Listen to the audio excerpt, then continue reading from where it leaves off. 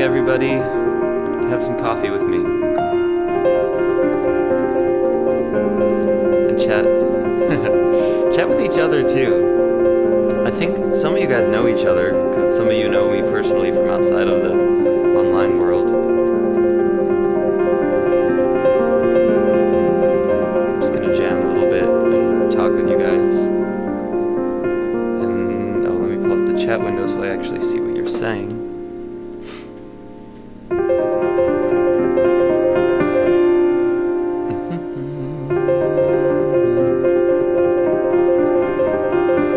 There we go. I'll be able to see you now.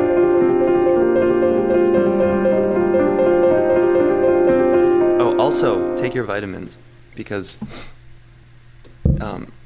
this is one of the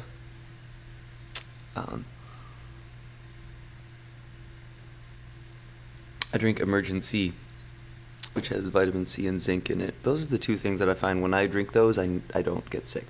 Knock on wood. Knock on something, because none of us want to get sick right now.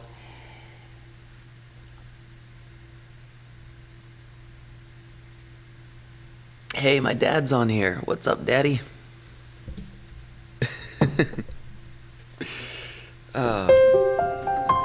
He was helping me figure out some of this stuff yesterday. I have this really cool whole setup where I can actually show you stuff. Like, I've been working on this a lot. So check this out. Here. I'm gonna see if this...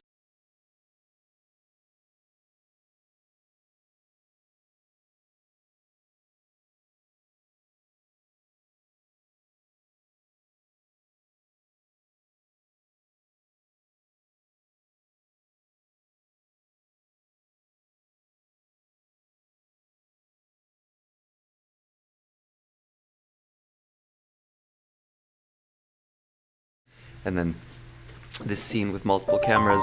I've got a couple Logitech cameras set up, one above and one to the right of me. Just show the keys. Oh no, you can't hear me? What happened? Wait, it should work. Did it stop? Oh, you can't hear. That's really weird. Okay. Sorry, the weekly piano people can't hear my voice for some reason. Oh, I see. Okay, that's why. I get it. I know exactly what happened there. I have to switch. Here, wait, watch this. If I take that setting and I just paste it into there, now you'll be able to hear me in this scene. Okay, got it. Thank you. See, that's why it's good to have the wisdom of the crowd. The feedback.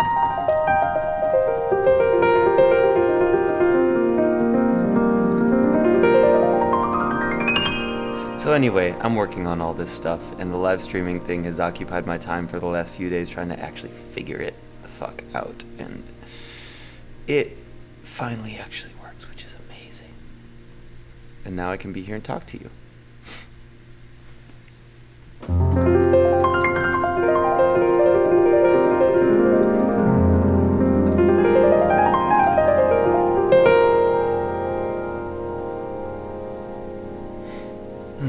So, how are you guys doing this morning?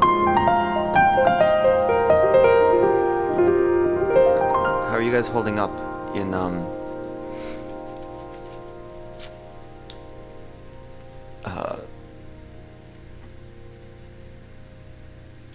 man, Naima, I don't, oh hey, hello, Guile, is it Giles or Gilles? Giles, I think, maybe Giles, from France. Like Giles Peters, no, Giles? Huh? Maybe. But hi, in France. It's kind of amazing to be able to talk to people all over the world. I know we've been able to do this for like 20 years, but still, it's pretty cool. Yeah, you know, it's funny. Naima is one of those songs, I don't even remember what key it's in, and I can remember it, but I haven't played it in so long.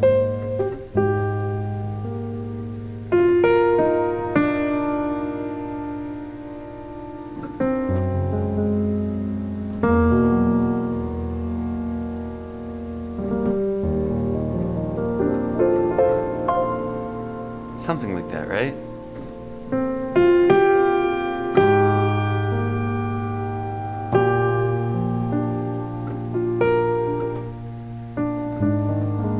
You know what I'm gonna do? I'm actually, because I don't want to be a total idiot. I love that song, and I'm just gonna grab my real book.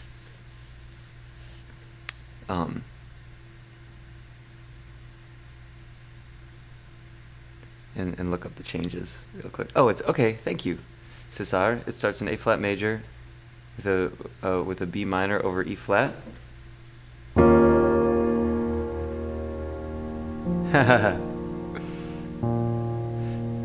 Right, it's A flat major. Okay, so it starts. What's the first note, guys?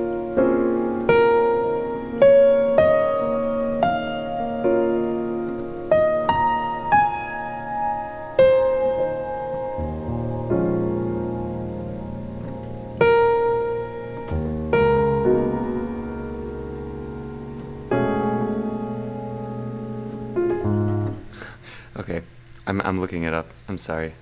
Let's see. Oh yeah, thank you, Cesar.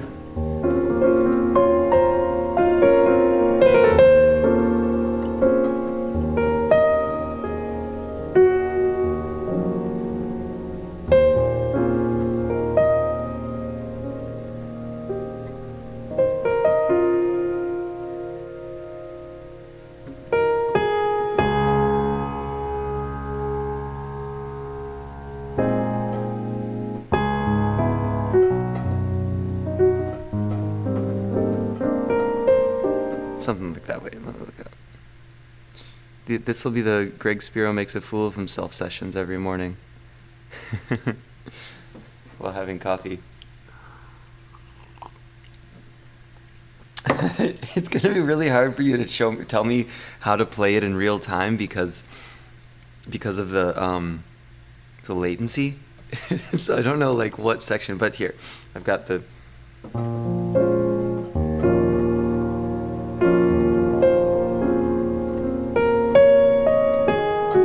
Oh yeah, it hits E flat there, and then it's like B7 sharp 11. Oh, and it stays over E.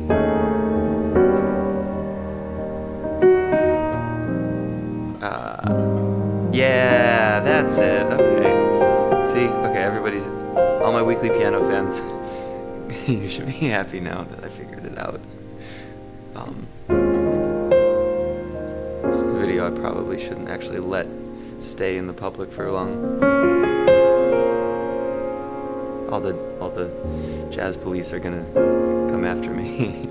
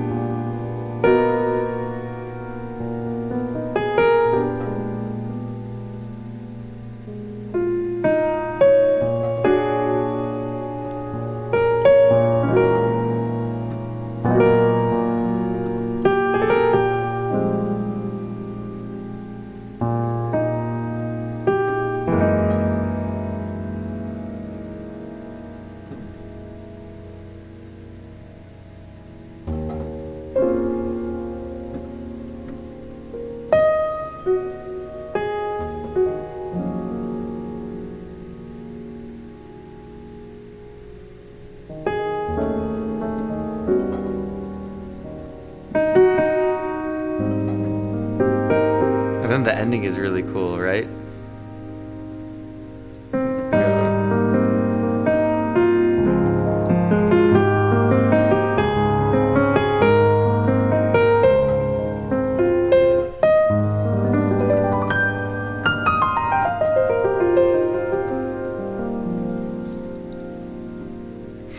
listen to it a little bit. Let's here, check this out. Because then, I mean, man, I used to play that, and it's such a beautiful Coltrane tune. Will this play it? Oh, maybe it won't while it's plugged into my computer. Maybe I need to unplug it.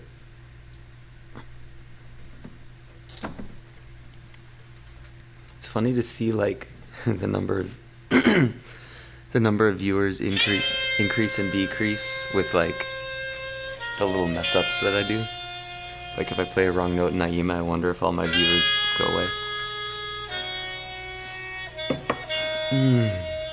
Coltrane. Oh man, it's like nothing else.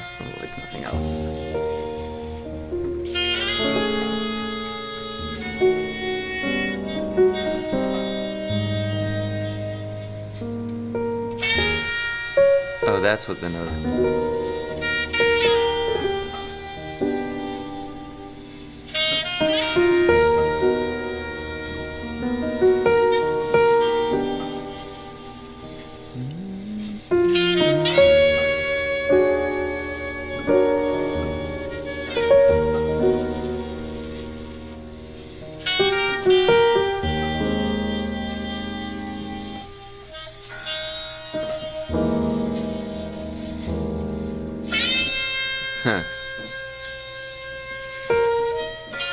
The bridge is all major 7 chords, by the way, for anybody who was wondering.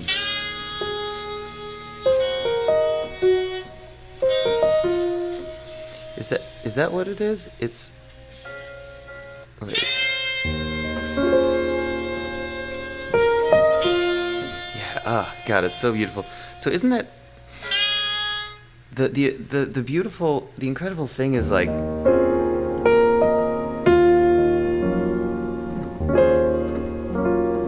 it's literally all major 7 chords. Every single... Hey, Sam. Giggity.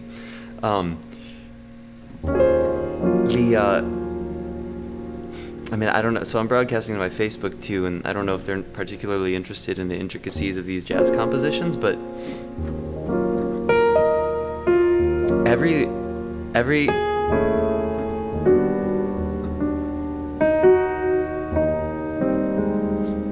almost every single note has a descending major.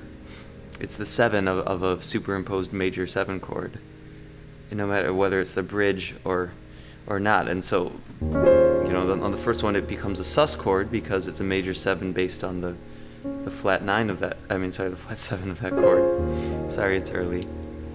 I need to keep drinking my coffee. All right, Francis, I won't delete the video, even though I messed up and showed the jazz police that I didn't know how to play Naima off the top of my head, and everybody in New York now has a sign up saying "Don't talk to Greg Spiro." But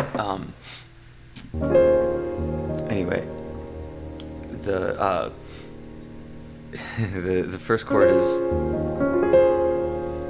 a it's all so the melody note is there, and he structures the melody note.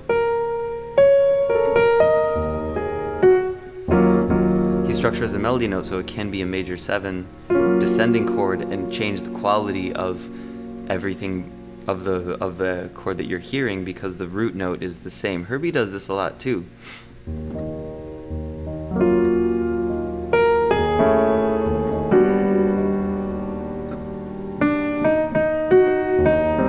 But then he resolves it. This one would have to be that if it were a major 7 chord, but it's not.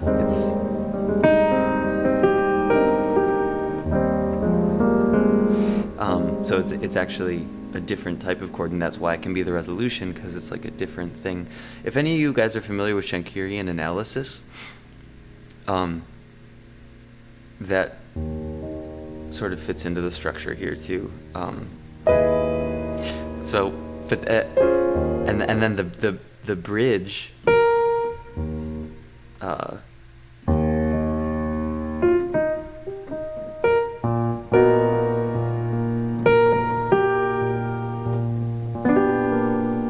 So the bridge defies it a little bit,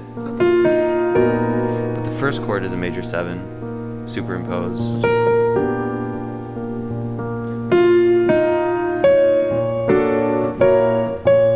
What was that one? I think it was still.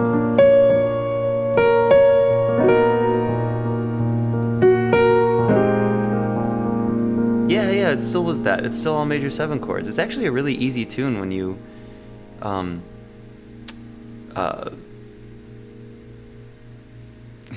you guys are funny, David and my dad.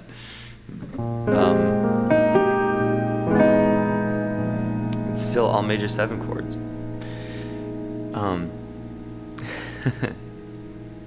And then resolves it. It doesn't like. I mean, it's like a Mozart composition. It goes through the whole bridge to a resolution, and the resolution is actually the original tension that it started with. There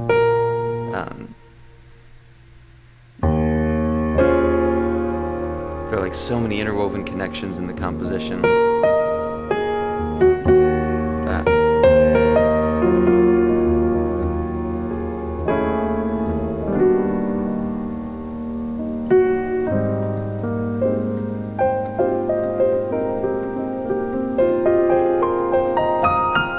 It's also just such pretty chords. I love that. Oh, hey, una persona está hablando en español. Yo puedo hablar un poquito. Estoy tratando de mejorar mi habilidad para hablar en español. Pero es posible que podemos comunicar en mi live stream en español un poquito. Tengo amigos que hablan español y yo practico con ellos.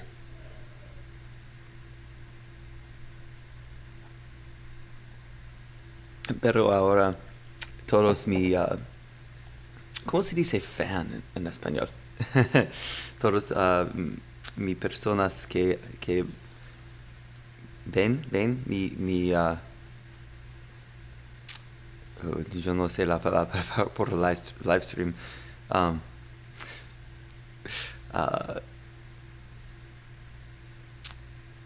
See, okay, I'm gonna stop speaking Spanish, sorry.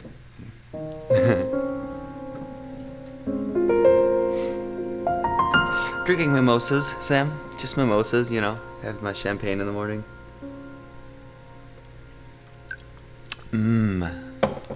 Alcohol. I'm just kidding. Seguidor. Todos, gracias para todos mis seguidores en los países de América Sur. It's actually just vitamin C water. It's emergency. 'Cause it's an emergency, everybody's gonna die.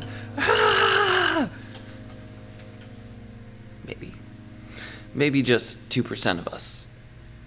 Hi Juliet.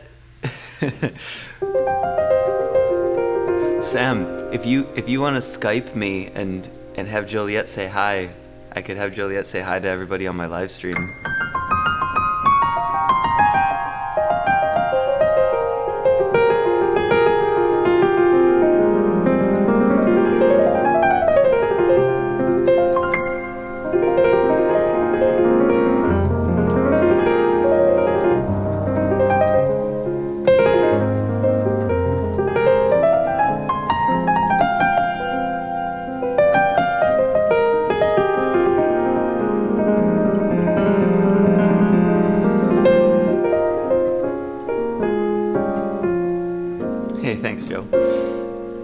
Reinhardt asked, how accurately can you play what you hear in your head, especially single-line phrases? You know, not as well as I wish I could. And actually, that's an exercise that I need to do.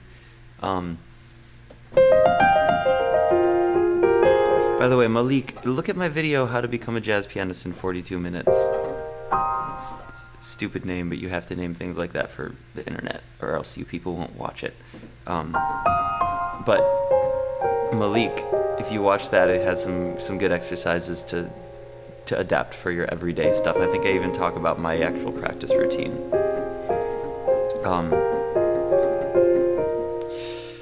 But Yeah, there's an exercise that you can do where you sing something and then you transcribe it and you learn that in all keys. And I haven't done that in a long time, but that helps you a lot with getting stuff out of your head and onto the piano. But right, it ends up being a combination of like you hear it in your head and you play it at the same time. So you don't, when you're really in that space, you don't hear things you can't play. But when you're not in that space, you hear things that you can't play for shit. So you have to like get better at playing, and then be able to actually play those things. That's what happened with the Spirit Fingers composition. I was not in a meditative state when I wrote those, and so I spent months learning them, like the. See, I still can't play them. That one.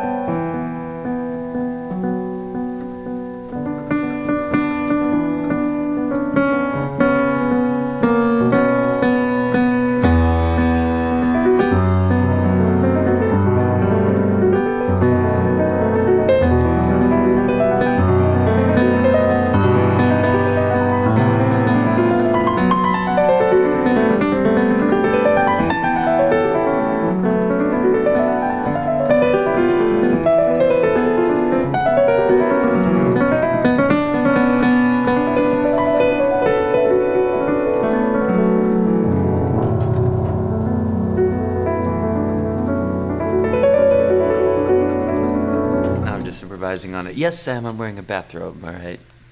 It's the morning time, and it's cold, so I'm wearing a bathrobe to be warm. I'm also wearing clothes under the bathrobe, but it's cold.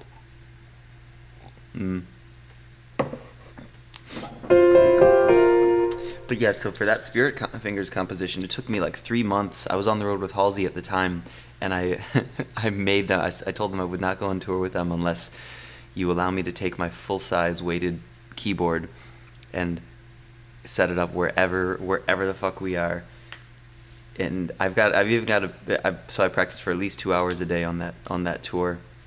I even have a photo of me outside the bus in the fall, outside the tour bus with gloves on, like thin gloves, but gloves, practicing with like the keyboard set up outside the tour bus, and wired back into the tour bus, plugged in, so that I could practice for those couple hours outside the tour bus.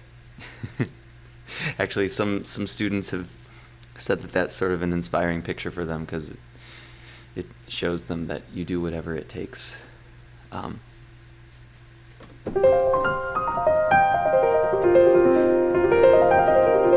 yeah, when we were playing arenas, I would backline the practice keyboard, so there would be the keyboards on stage, and then they would have to get a keyboard for me that I could set up somewhere in the arena, like backstage in a hallway or something, and do my hours of practice. The ironic thing is, when I actually got home is when my practice started slipping more. Which is, it's funny how that when things are less convenient, you want to do them more.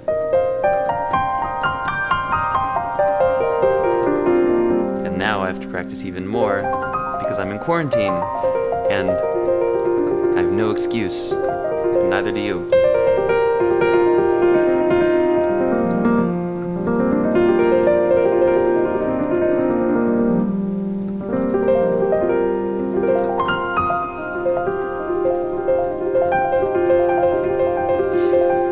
Reinhardt, I'll answer questions like that another time. I don't feel like racking my brain on stuff. I just want to talk to you guys.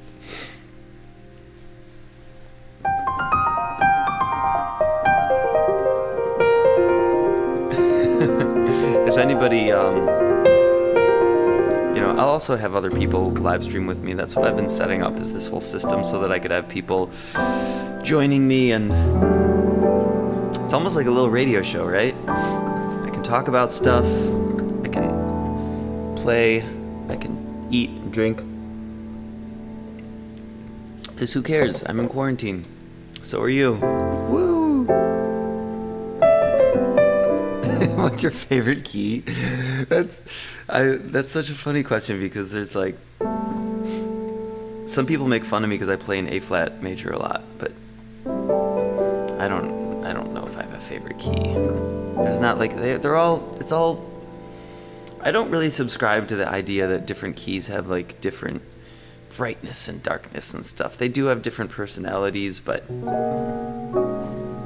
and because like certain notes fall into certain ranges, certain melodies work in certain keys, but it's not like I don't have a favorite key.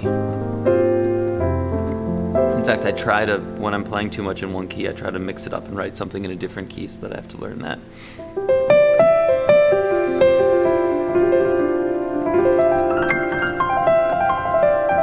I didn't know that Liszt and Chopin practiced on trains. That's pretty awesome. It makes me feel not so bad for making Halsey Beckline practice keyboards for me. They gave me so much shit. They hated me on that tour because I would not let up in the stuff I needed to do, which was practice and write.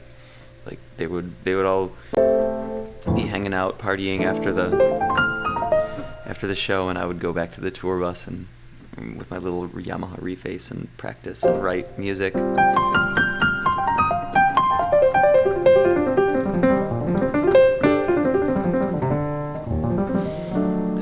Which brings up so much stuff about pop world and effort versus reward and money. Like if I really wanted to make money in this industry, I would have gone into pop music while I was on the Halsey tour and just spend all my time on that and then done some logistical thing. But I am cursed with the desperate love and obsession with music itself and all of the intricacies and everything that goes into it, and that always goes before doing something that actually is a viable career for me. So I'll share that with you as much as I can, because I am in the world of jazz artists, and jazz artists are the most undervalued asset that the world has. Like great jazz artists are the most undervalued asset. I mean, I heard stories about actually I was with somebody the other day. I was visiting the Bandcamp headquarters. I met with their CEO Ethan Diamond the other day when I was in San Francisco to actually get his advice on this app that I'm developing, and he and there was somebody in the lobby who used to book McCoy Tyner. He was a booking agent in the Bay Area, and he used to book McCoy Tyner at his club, and he would pay the McCoy Tyner trio $1,000 a night to play at his club. Isn't that crazy? McCoy Tyner, he was playing with Coltrane. He played the Paris concert with Coltrane when he was 19 years old. Like, later in his life, he drove a cab for a living.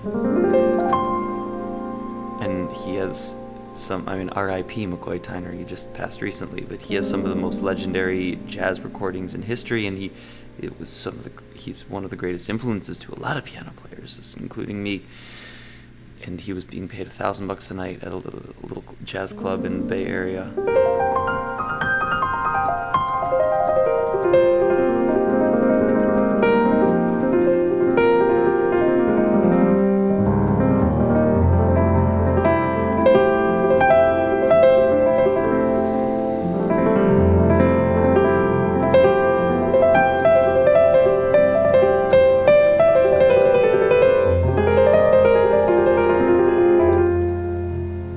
Stone, what did Miles say about McCoy?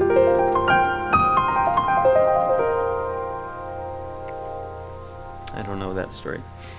Somebody wants me to play more of my own tunes. Do you want to hear? You know, I'll play you this new tune. It's not out yet. It's going to be on the next Spirit Fingers record, which is being released June 12th on Rope-A-Dope Records. But there's a tune that I wrote a lot faster. I wrote it to be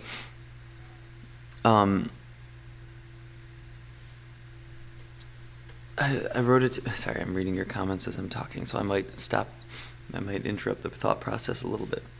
But I wrote it to be super fast and like flowy, and it's just impossible to play that fast because it's all quintuplets and the melody is quintuplet lines. but it's meant to be like, I mean, maybe one day I'll be able to play it this fast, but it's meant to be like,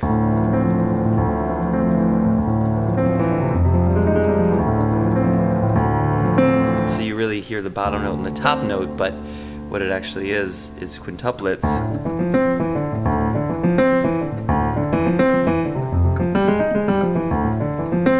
So we play it like that in Spirit Fingers, and Mike kills it, because you can it's still a crazy tune that way, but it's really meant to be super flowy and fast, like.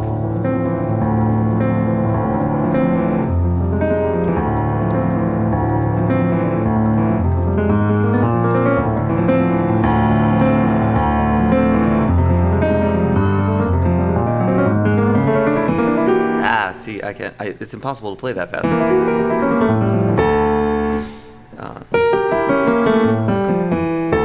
Especially when it gets to the the actual melody. And if I play it slowly, it's like.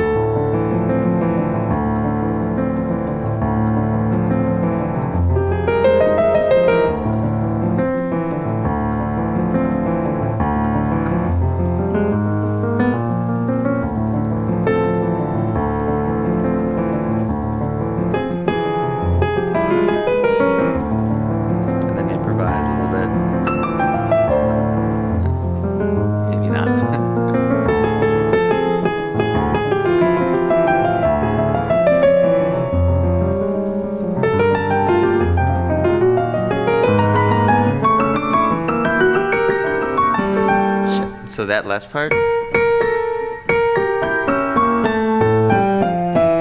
then it goes back to the beginning. But it's, when I play it with guitar and bass and they're doubling these lines, I can mess up and stop I can like miss notes and you won't hear it. See, it's really hard.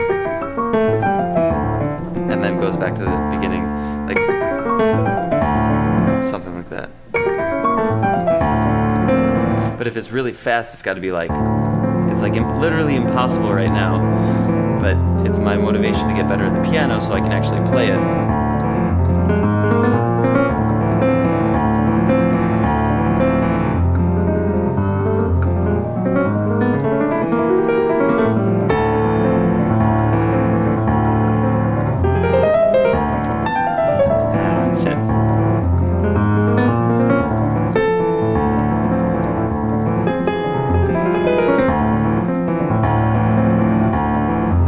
Like, in fact, we call it bass 5. That's what people are calling this sort of time signature now, because the bass of it is in groups of 5. It's almost like these various Eastern folk forms that have done that for, like, as long as we know that they've existed. But yeah, so it's like, I'll do it again. So this is the melody.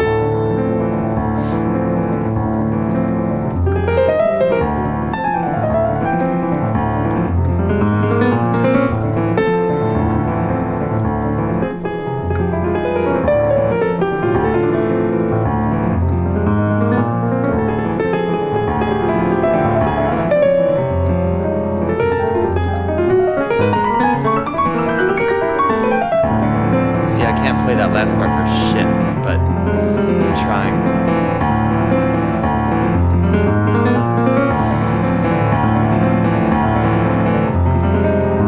So my favorite drummer, somebody just asked. One of my absolute favorite drummers right now is Mike Mitchell. That's why he's in my band. Yeah, he's one of those people that is going to be like, you're going to know more and more about him as a solo artist. It's going to be like the Tony Williams sort of, Mike is out of his mind sometimes, but he's definitely one of the best right now. And I'm really lucky to have him in my band. I love Dave Weckl. Dave Weckle's been one of my favorites, like almost a guilty pleasure, because he's so perfect and like calculated and quantized, and he's just like, he's by far technically one of the greatest drummers that has lived recently. And Brian Blade, one of the most musical drummers ever, absolutely. And I haven't heard of Edward Simon. By the way, I'll premiere people's music on here. So if you guys have great artists who want to send me stuff to play for everybody, I want to sort of use this also as like a conversation and discovery of like, you know, we will I'll play people's music. I'll play some of the new Spirit Fingers tunes, and have it be like, you know, conversation, maybe a little like radio show ish thing. And we can have some fun too. And yeah.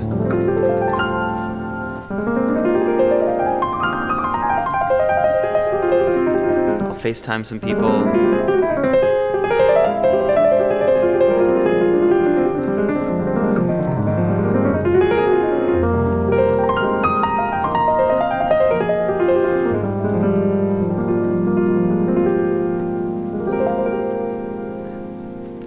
Okay, we have a Spanish fan, so I'm going to try to...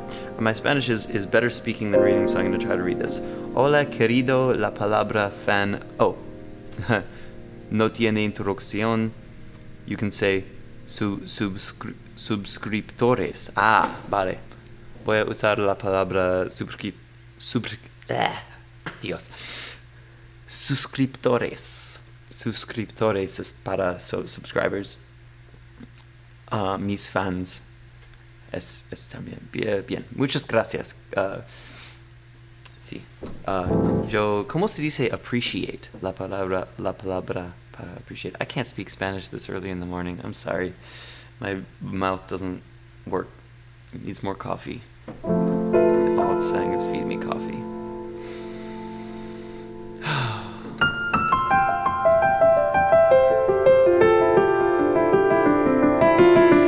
Rebecca Crystal's here.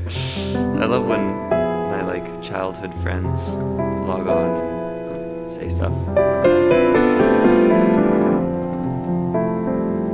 Apreciar. Apreciar. Ah, bien, apreciar es. Por supuesto. Yo aprecio mis suscriptores en Brasil muy mucho. Muchas gracias para suscriptar a mi live stream. Stream vida.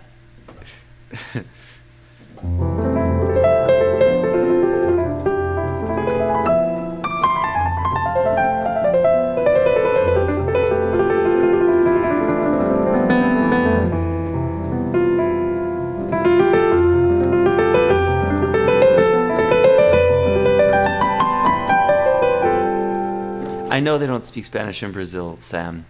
But somebody said that the Brazilian fans really appreciate me, and so I was trying to...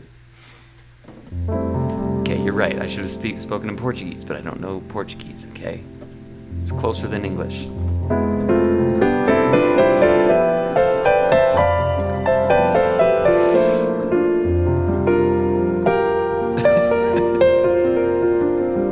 Why is it that my like personal friends from real life are the ones who fuck with me on this thing?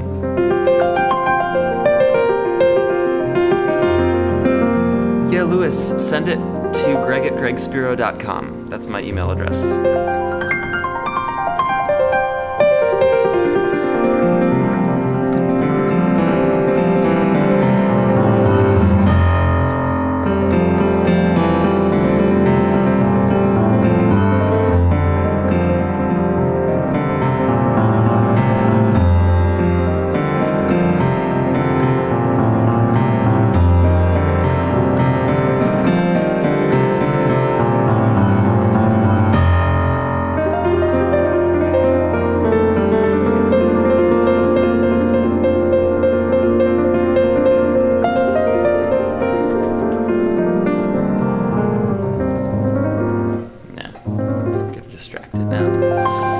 Time to go have some actual breakfast. been doing this live stream for a minute now, but I'll do more.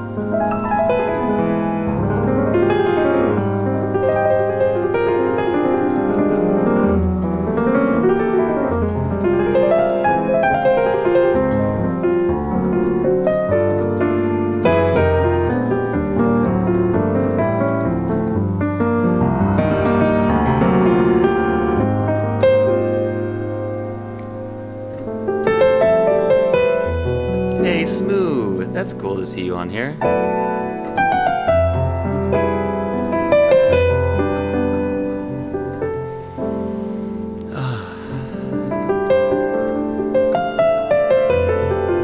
Brian, you're in Dubai? I wish I were in Dubai. That seems so cool over there. Those amazing buildings. I want to go and play there at one point. Quincy said he would have me at his club there, but he hasn't executed it yet. I need a contract.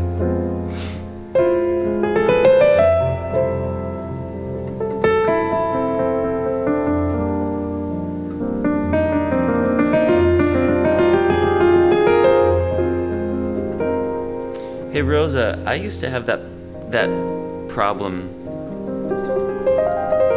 You know, when it was like 8 years ago when I first moved to LA and I had a little apartment in West Hollywood. Hey Maureen! Okay, so speaking of neighbors being mad because of studying too much on the acoustic piano, Rosa, who said that for my weekly piano channel, my old neighbor, Maureen Cherto Miller, is on here and said, hey neighbor, she lived next to me when I lived in Highland Park before I ever moved to LA, and she loved to hear my playing. She was always super happy. I was always very self-conscious about it, but she was super, hey, my mom said keep playing this, that's funny. You can't tell me what to do, Mom. But Maureen used to live next to me, and I would have band practice, like super loud fusion music playing, but they would love it. They would always say they really were so happy about all of it. Yeah, she says we loved it. But yeah, so to Rosa, your question about the neighbors being mad, there are neighbors who will get mad. For example, when I moved to LA, I had a neighbor he lived below me, and I guess it was kind of loud. I had an acoustic, I had a Steinway grand piano, a baby grand, but, and I'm still traumatized. Whenever I hear like a bump on the floor, I like freak out because that situation was so traumatizing. He would not tolerate me practicing ever, even in the middle of the day. And but I had to practice. I mean, I didn't have to, but like it was so important to me to practice that I did it and tried to negotiate with him and tried to like see when I could practice, and I tried to only practice when he was out, but he wouldn't even talk to me and let me know when he was out. He had major anger issues, and they were projected onto me, and I became the villain. It was like a really traumatizing experience, but eventually I just moved out of there. But when I moved out was when I went on the Halsey tour for the first time, and one of the reasons I got rid of the apartment was because it was so difficult to have the conflict with him, and it ended up being a blessing because I was on tour with Halsey for 3 years, and I didn't have an apartment at that point because I was on the road. And I didn't need one, so I would have been paying a bunch of money if I hadn't gotten out of the apartment. And then Halsey, blew up as I was on the road with her. It got bigger and bigger, and I never actually needed an apartment. And then eventually I got engaged and moved to Atlanta, but that's a whole different story. And then we broke up, and then I'll just, you don't need my whole life story now. But that's the idea with, you never really know, and it's a risk, but if you have the drive and you need to do it, just fucking do it and figure out a way. Because if I hadn't practiced during that time, if I hadn't had that mentality, then I wouldn't probably be where I am now. And it's that mentality of you gotta fucking get it done, and you gotta do it no matter what, and you will accommodate the people around you, and thanks, Rosa. And you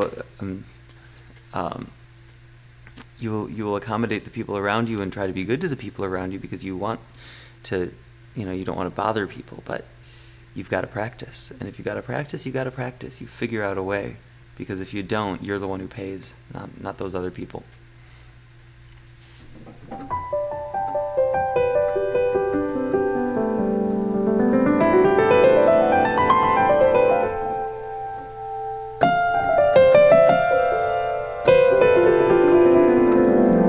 I mean, what to do with your time is one of the hardest things ever. Even in quarantine, it's like I still have to make my lists of exactly what I need to get done.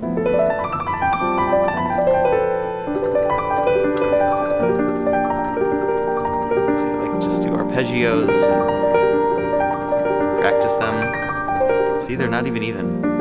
So I have to slow it down.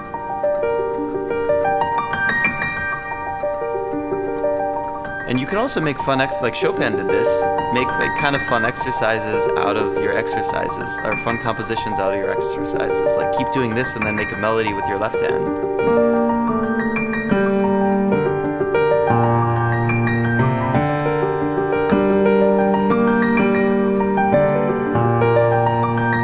And then like switch your arpeggio so you can practice a different arpeggio.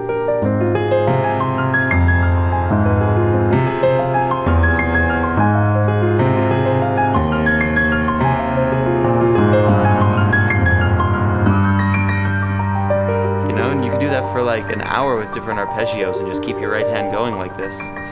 So it's a good fun practice technique. And if there are people around you also who are listening to you, then you also will not be just doing like that for like 2 hours, because that can get really annoying to people. You know, Rosa, there are also good keyboard options. You can practice on a keyboard. I mean, I'm using a keyboard right now. My actual piano's at my studio, and it's a grand piano, Yamaha 7.5 foot, like beautiful piano. But I can't go to my studio because businesses have to be closed. So now I'm practicing on a keyboard, and it's fine. It's totally fine.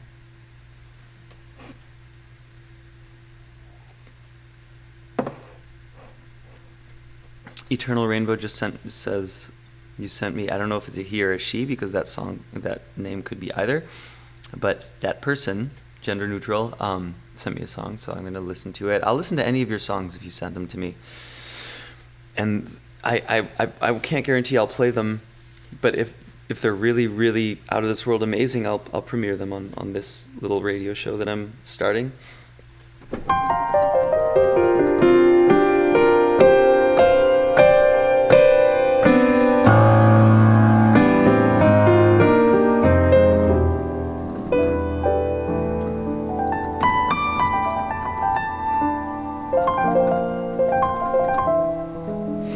I want to revisit Naima, as long as we're talking about practicing. That's one that I really should like kind of nail into my head.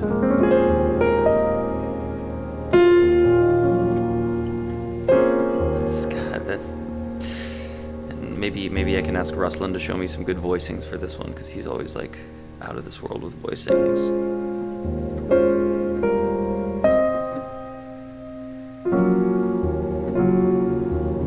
Do it sort of in drop 2.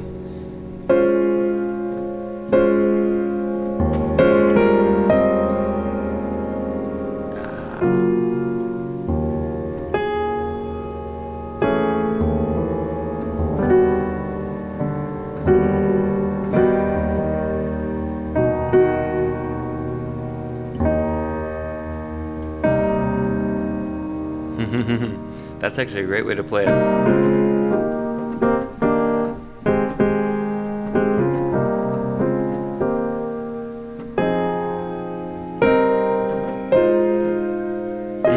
This is great in drop 2. For those of you who don't know what drop 2 voicings are, it's when you have a, so this is the chord you would play, but you take the second note from the top and put it down an octave. It sounds so beautiful, doesn't it? And then you get these like moving tenths. It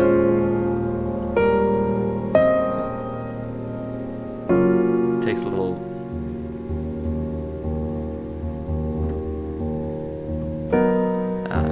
So it'd be like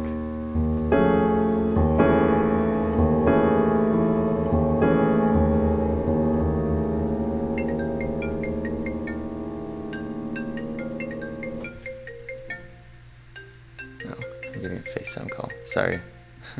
They obviously don't know I'm live streaming right now. I should have, but this is on Do Not Disturb. Oh, that's not on Do Not Disturb.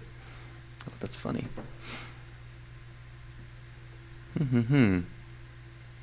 Oh, look, I'm getting...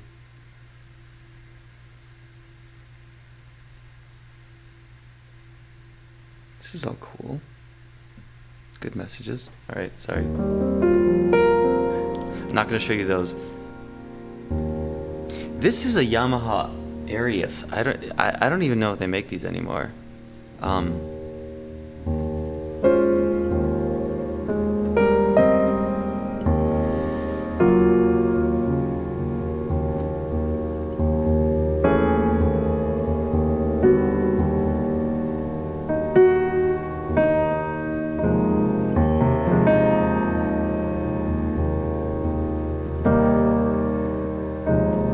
I like that one better.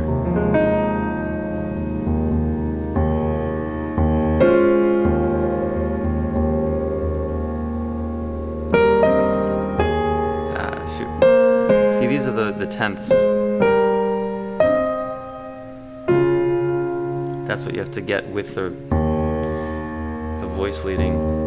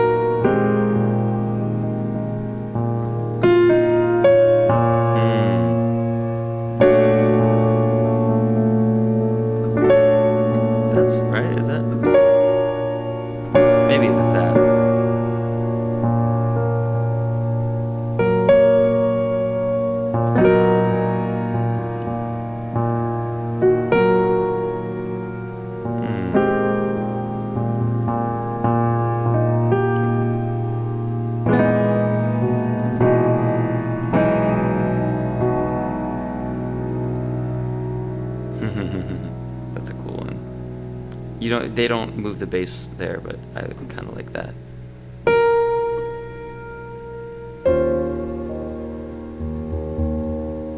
You know what's also really interesting to remember about that composition is when it's playing the bridge, it's over essentially the 2, so the whole thing is basically a 2-5-1. It's pretty crazy, right? That's like, you don't even recognize it, but the whole thing is just one giant 5 to the 2 to the 5 to the 1. Very Schenkerian.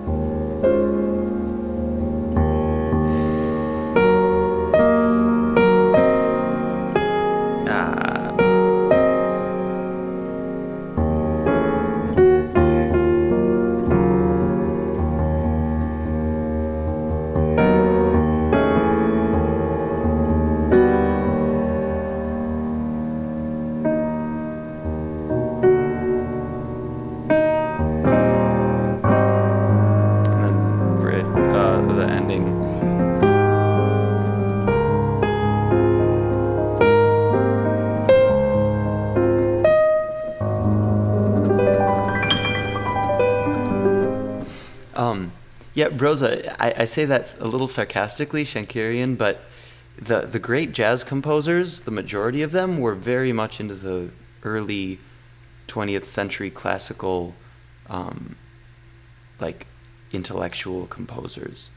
There's even a story, Charlie Parker exchanged letters with Volpa, I think Arnold Volpa. He was sort of the Keith Jarrett of the classical world. He was able to draw on all the different techniques that all the classical artists were doing and make them like kind of codified into this one thing where he was just a virtuoso at everything.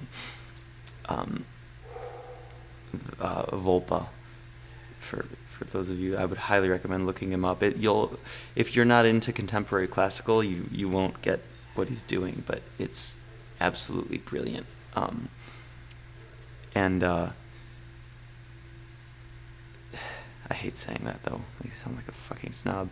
But hey, you know what? It's music and history. But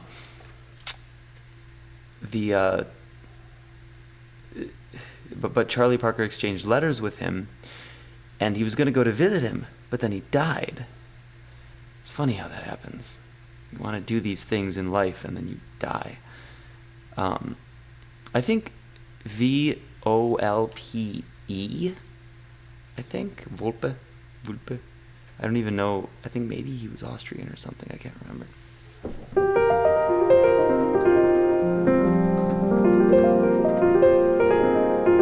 Look up Arnold Volpe. There's only one. You'll see a black and white picture of him.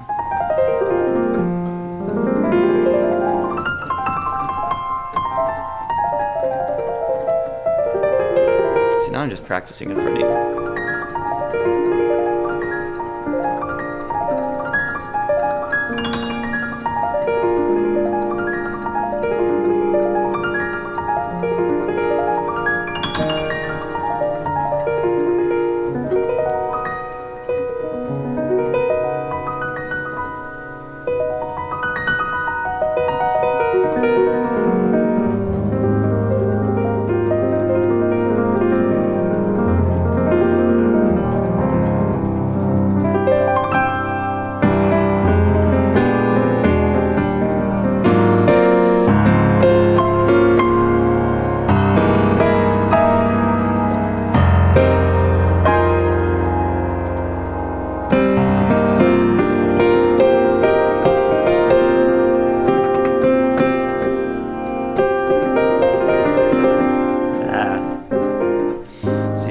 Reminds me that I need to practice.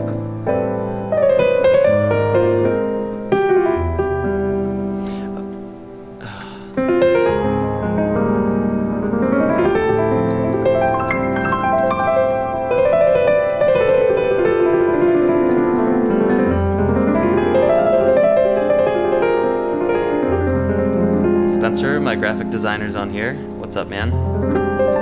He says Volpe was Lithuanian. No, I can't play Megalovania because I don't know what that is. Who wrote that? Is that a person or a composition?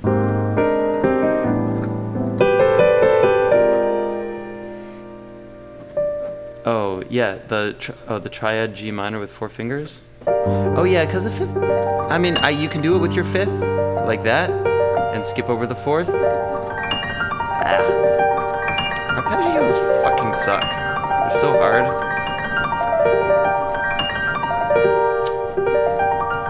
I tend to go to the 4th finger because then you've got another finger you can use, right? If you really need to not skip your thumb under, you can just go boom, and it's right there.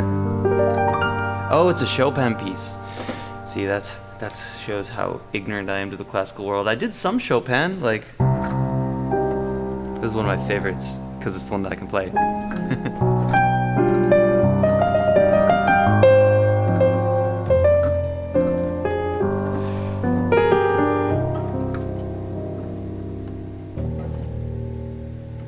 How's it go? No, that's not really a chord.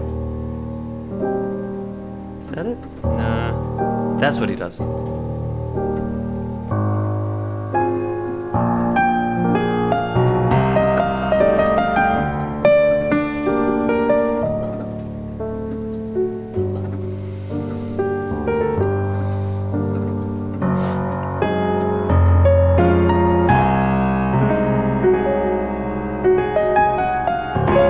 Obviously, I haven't played this in a long time.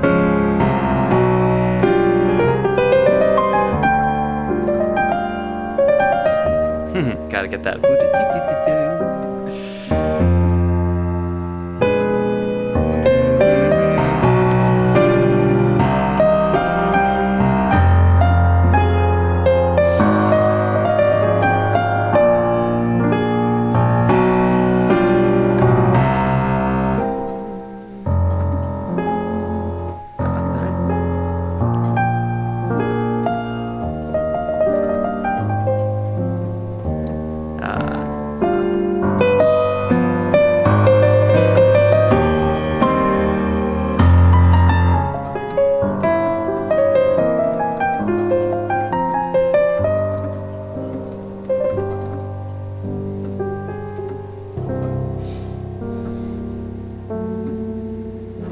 this whole next section, which is so good. But I can't play it. I've got to go back to it. Something like this.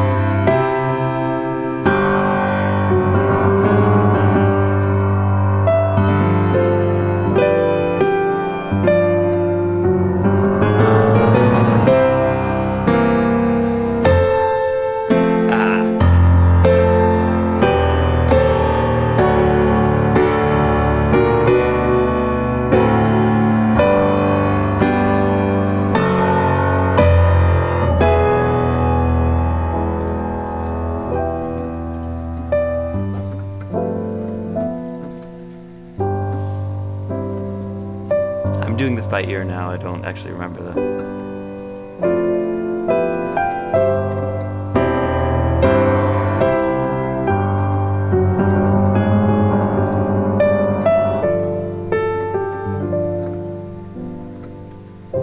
Something like that. Oh, God, Chopin is so good. But I'm no classical expert. I just love it.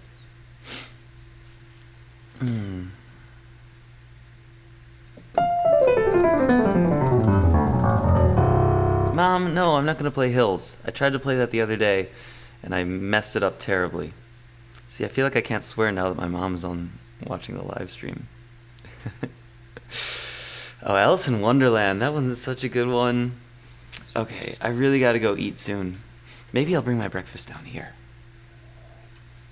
and play for you. While I'm eating, like chewing and... That'd be funny. But there's... I'm in...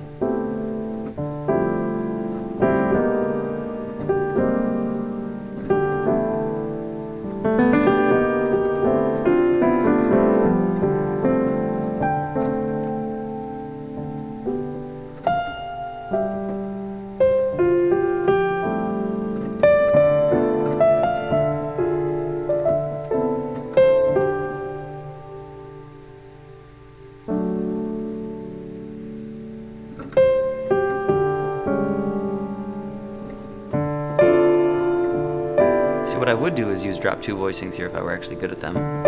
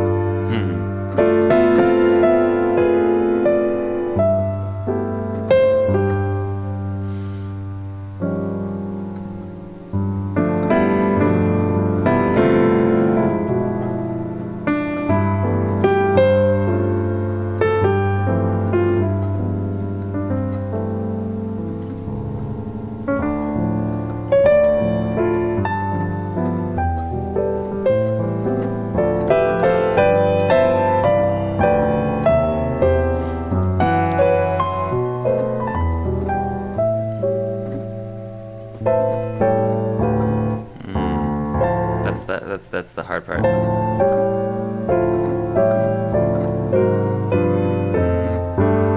No, that wouldn't be. I play that.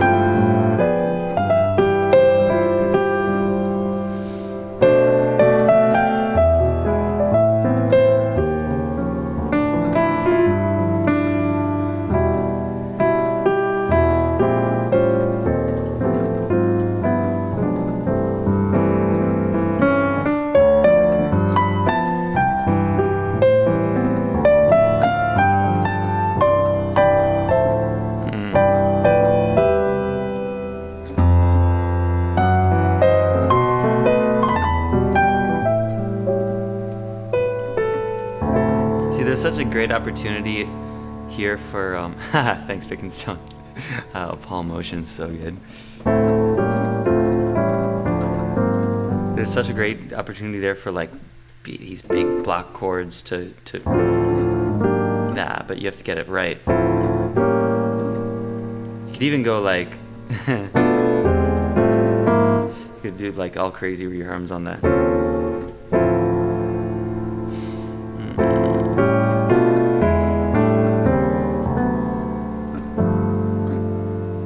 No, that wouldn't be it. Like it'd be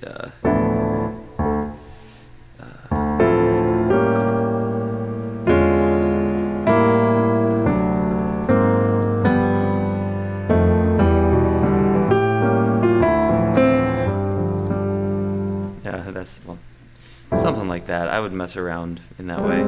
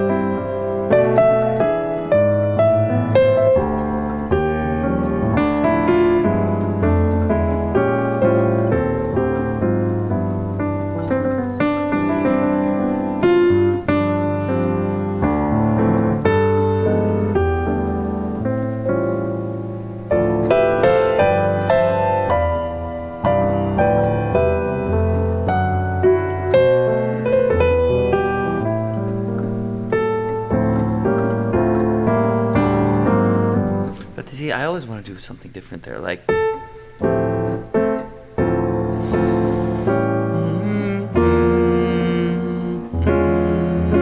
see, that's a great voicing.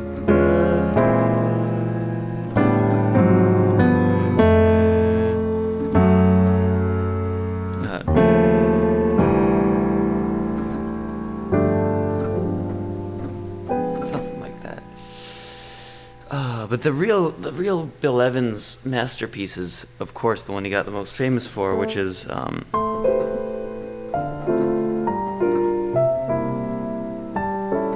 which I have like the first half of.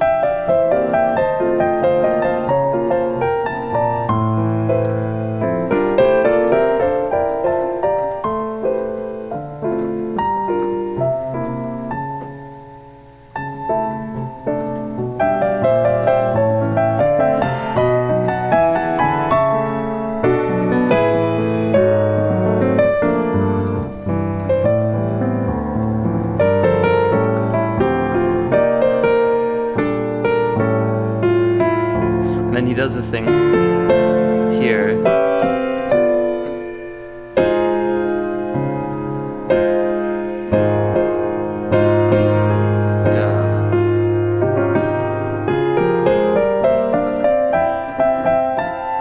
And then back to it.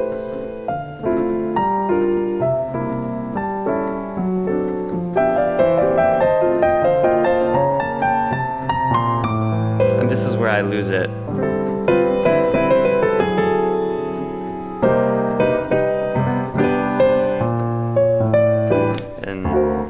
He does a bunch of stuff there that I haven't really gotten to yet.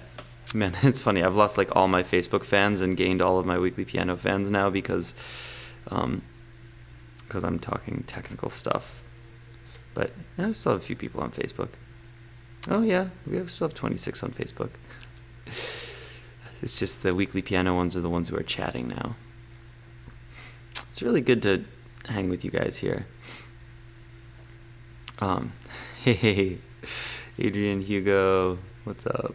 And Stacy McMichael joined. Oh man, Stacy, I still appreciate you letting us use your bass at that Navy Pier concert. Man, I'm getting a little tapped out, guys. I love you. I think I'm gonna call it for now. I'm gonna go eat some breakfast, do a workout,